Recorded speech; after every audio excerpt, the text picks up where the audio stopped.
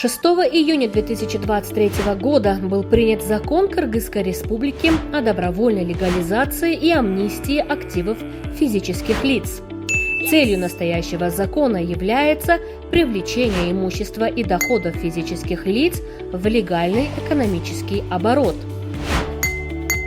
На сегодняшний день более 8 тысяч граждан воспользовались возможностью легализовать свое имущество, подав специальную декларацию. В связи с высокой активностью и востребованностью процедуры срок легализации согласно внесенным изменениям продлен до 31 декабря 2024 года. Теперь декларации о легализации могут заверить не только государственные, но и частные нотариусы.